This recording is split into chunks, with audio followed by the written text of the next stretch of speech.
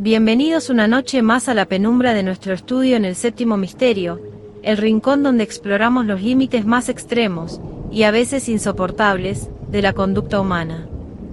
Hoy abrimos un expediente que en el año 2001 no solo sacudió los cimientos de la sociedad alemana, sino que obligó a los juristas y psicólogos de todo el mundo a replantearse los conceptos de ética, libre albedrío y criminalidad. Nos adentramos en la pequeña y apacible localidad de Rotemburgo para analizar el caso de Armin Meiwes, un hombre que a través de los rincones más oscuros de la incipiente Internet de principios de siglo, buscó algo que para el resto del mundo es una pesadilla, pero que para él era una necesidad vital, alguien que estuviera dispuesto a ser asesinado y devorado voluntariamente por él. La historia de Armin Meiwes no comienza con un rapto violento ni con un acecho en las sombras, sino con un anuncio publicado en un foro llamado The Cannibal Café bajo el seudónimo de Frankie. El mensaje era directo y escalofriante: busco a un hombre joven y bien formado para ser sacrificado y consumido. Lo que cualquier usuario habría ignorado como una broma macabra o un fetiche inofensivo, encontró una respuesta en Bert Brands, un ingeniero de Berlín que arrastraba sus propios demonios y fantasías autodestructivas.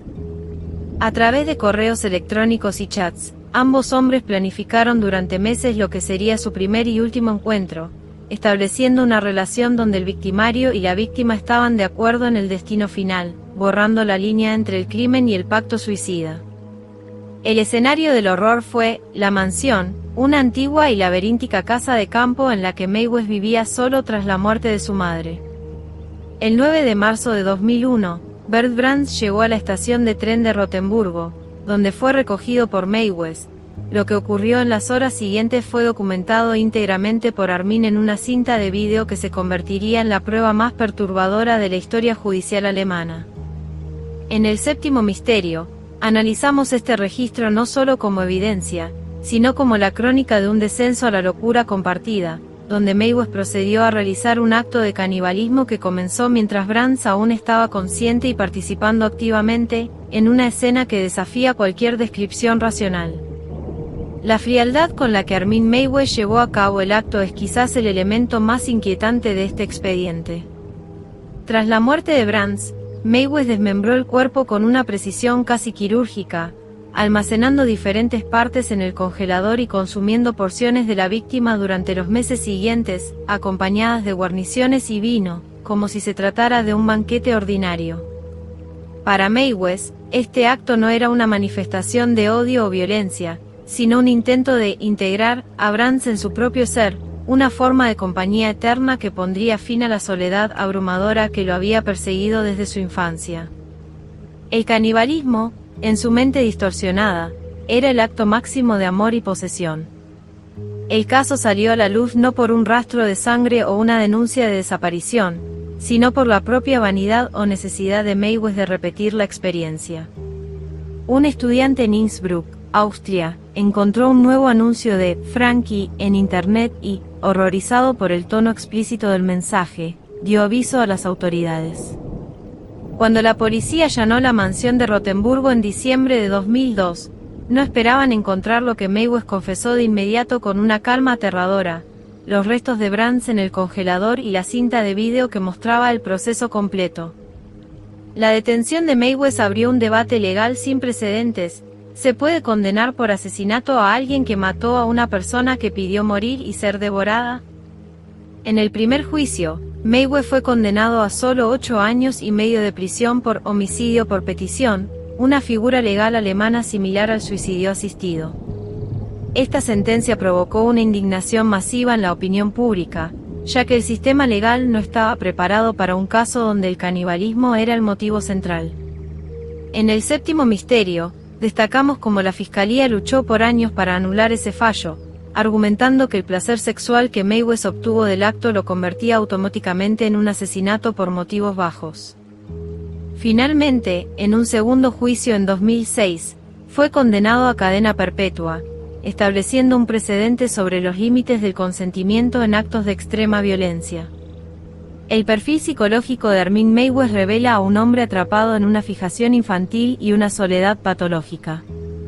Los expertos que lo entrevistaron notaron que hablaba de su víctima con un respeto casi reverencial, refiriéndose a Brands como un compañero de alma que le había otorgado el regalo de su cuerpo.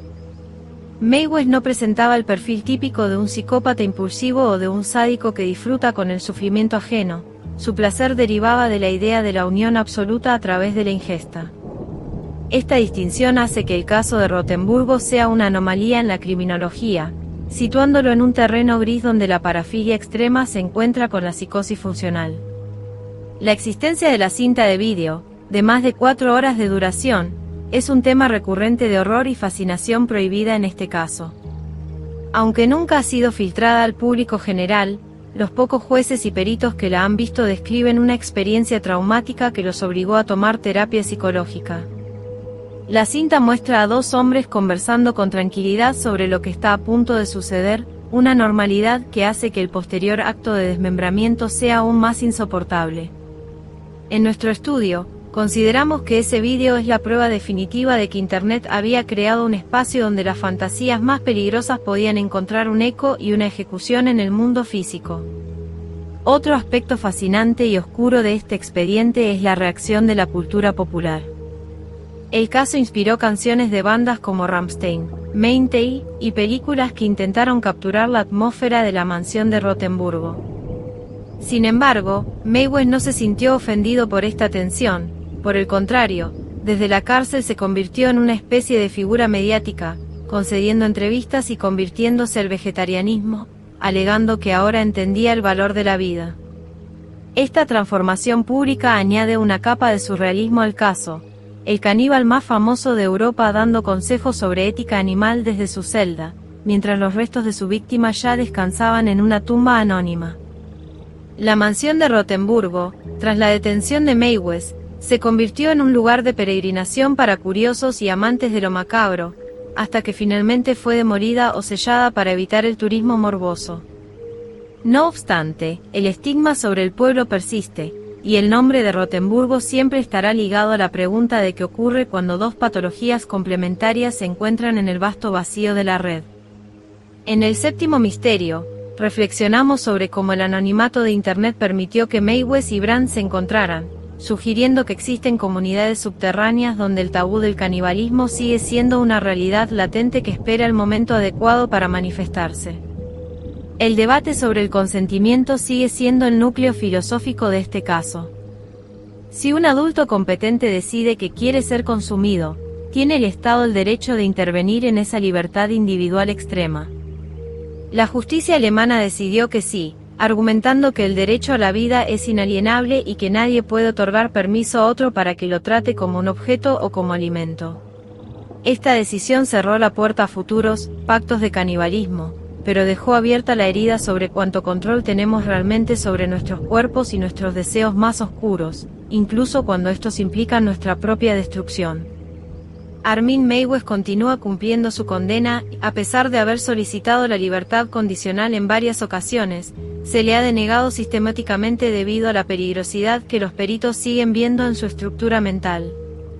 Se dice que en prisión es un preso modelo, educado y servicial, lo que refuerza la dualidad de su personalidad, el vecino amable que todos querrían tener, pero que oculta un abismo que la mayoría no puede ni imaginar. En nuestro análisis, Mae West representa el mal educado, una figura que no necesita gritar ni mostrar colmillos para demostrar que ha roto todos los contratos sociales de la humanidad. La víctima, Bert Brands, suele ser olvidada en las narrativas que se centran en el caníbal, pero su papel es crucial para entender la magnitud de la tragedia. Su deseo de morir de esa manera específica habla de un vacío existencial y de un sufrimiento mental que nadie supo detectar a tiempo. En el séptimo misterio, recordamos a las víctimas de sus propios impulsos, entendiendo que en el caso de Rotemburgo hubo 2 personas que se perdieron en una espiral de autodestrucción, donde uno se convirtió en el verdugo y el otro en la ofrenda, en una danza mortal que sigue resonando como una de las historias más tristes de la era digital. Desde un punto de vista criminológico, este caso cambió la forma en que las policías de todo el mundo patrullan la dark web y los foros de fetiches extremos. Se entendió que lo que antes se consideraba simple, fantasía de rol, podía cruzar la frontera de lo real en cualquier momento si 2 personas con las mismas carencias se ponían en contacto.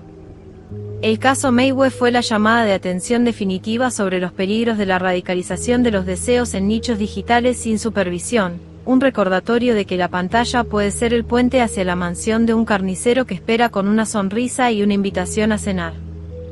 Llegamos al final de este desgarrador expediente en nuestro estudio. Cerramos las puertas de La Mansión de Rotemburgo, dejando atrás el eco de una cena que nunca debió ocurrir. Antes de apagar las luces y despedirnos por hoy en el séptimo misterio, les planteo a nuestra comunidad de buscadores de la verdad la siguiente pregunta: ¿creen que la justicia fue justa con Mayweather al darle cadena perpetua a pesar del consentimiento de la víctima, o consideran que el Estado no debería intervenir en los acuerdos privados entre adultos, por muy oscuros que sean? Su opinión es fundamental para entender los límites de nuestra propia libertad. Buenas noches. Manténganse a salvo y recuerden que en la red, nunca sabes quién está realmente al otro lado de la invitación.